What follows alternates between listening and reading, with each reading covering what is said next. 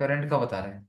ठीक है, अब आप ये तो ट्रेंड ही इसका बुलिश चल रहा है, समझ पा रहे हो? ट्रेंड ही बुलिश चल रहा है इसका। एयूडी तो बहुत वीक चल रहा है। अब यहाँ पे अगर आप नोटिस करोगे हायर टाइम फ्रेम के अकॉर्डिंग, तो एक strong buying, strong up trend weekly time frame के अकॉर्डिंग आओगी। अब ईएमए कितना बड़ा रोल प्ले कर रहा है ये भी याद रखते रहना। समझ पा रहे हो कैसे उसने गेम खेली मेजर? ठीक है, डेली टाइम फ्रेम के अकॉर्डिंग आ रहे हो, नॉन स्टॉप हर दिन कंटिन्यूशन क्रिएट हो रहा है। अब ऐसी कंटिन्यूशन में तो हाथ लगा ही नहीं सकते। पहली चीज तो डेली के अकॉर्डिंग अगर मैं बात करूँ कि ईएमए कितना दूर है, और जब ईएमए इतना दूर होती है तो यहाँ से बाय करने में डर होता है, क्योंकि कभी भी मार्केट ईएमए की तरफ आ सकती है। तो आपको पता है कि भाई यहाँ फंसने के चांसेस ज्यादा है। ठीक है, बट ट्रेंड क्या चल रहा है? बोले अब स्कैल्प के परस्पेक्टिव से देखेंगे, अगर कहीं थोड़ी बहुत रिट्रेसमेंट आ रही हो कि आपको पता है कि एक कैंडल ट्रेंड इतना बड़ा चेंज करेगी नहीं, यहाँ पे आपको कहीं भी कोई भी रिट्रेसमेंट नहीं मिली, जो कुछ कर नहीं सकते। लेफ्ट हैंड साइड में रेजिस्टेंस है, कुछ ही नहीं कह सकते बाय करना है क्या करना है, बट धीरे धीरे क्या होगी, पावर डिक्रीज हो रही है, क्योंकि ये जो कैंडल्स है और ये वाली कैंडल्स में फर्क है। ठीक है, करेंसी है ज्यादा लोअर टाइम फ्रेम में अपन लोग ट्रेड करते ही नहीं, इतना आपको पता है।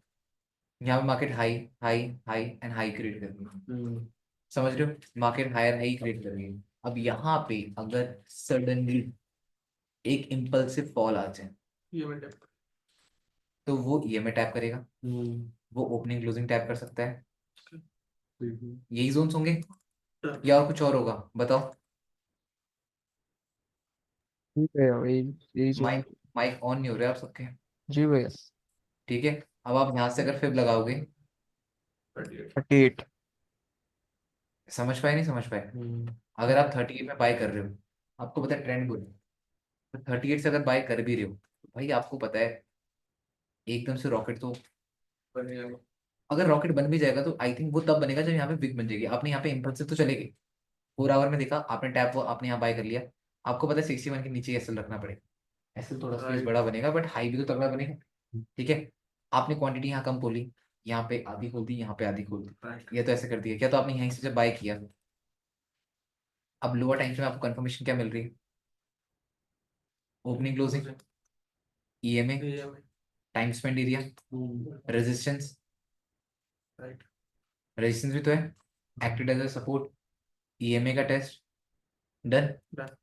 मान लो यहाँ पे मैं ट्रेड ले रहा हूँ, मैंने यहाँ पे देखा मार्केट ने जैसे टैप करा, मैंने अपने 61 के नीचे सेल रख दिया।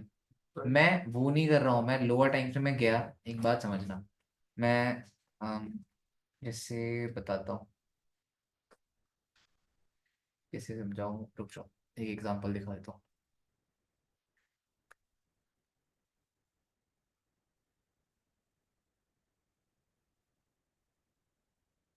ट्रेंड कंटिन्यूशन है, ठीक है,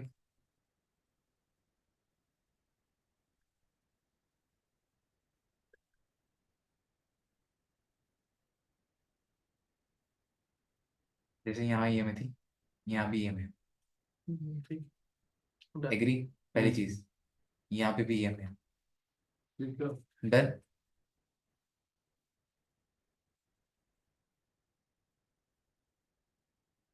स्ट्रक्चर फॉर्म हुआ था, क्या कहते हैं इसको, पैटर्न लिक्विडिटी। जी भैया। इतनी बेरिश होती तो ब्रेक करती। हाई टाइम फ्रेम का ट्रेंड कंटिन्यूशन था, याद रखना है चीज को।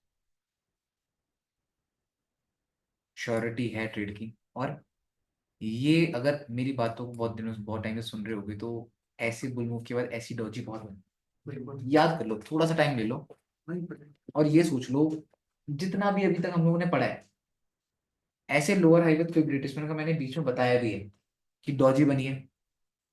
मैंने बोला लोग यहाँ सेल करेंगे, बट ये सेल नहीं होगा, याद करो।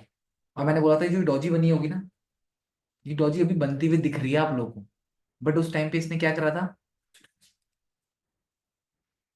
याद करो।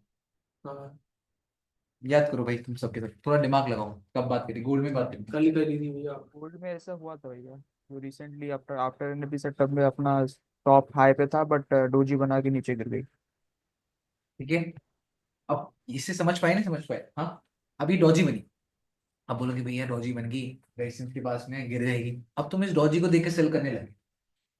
जो हाई टाइम फ्रेम इतनी देर से सुन रहे थे उसका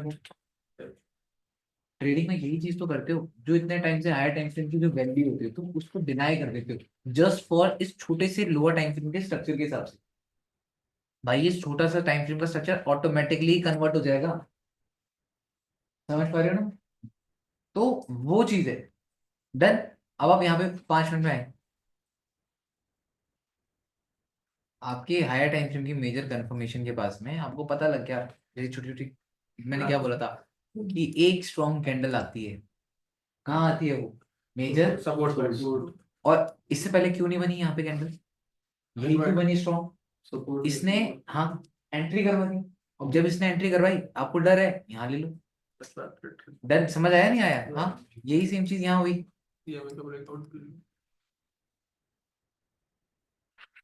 क्या हो रहा था यहाँ पे, ये मेजर सपोर्ट था, कैसे सीरीज आ रही है लोअर लो की, और इन सीरीज को कौन गाइड कर रहा है, प्रॉपर गाइड है। जैसे ही ब्रेकआउट हुआ ये गिरने आई, पता लगे कि लोअर हाई पे, अब की बार तो ब्रेकआउट के चांसेस पूरे, फिर भी फियर है ब्रेकआउट होने दो, अब इतनी बड़ी कैंडल के बाद तो बाय नहीं करोगे, बट जैसे ही डाउन आने लगी आपको पता है रिट्रेसमेंट, और रिट्रेसमेंट के साथ साथ नेकलाइन का टेस्ट है, क्या आप इसको एक रिवर्सल बोलोगे, नहीं बोलोगे? लाइन चार्ट बना दूंगा तो ऐसे दिखेगा,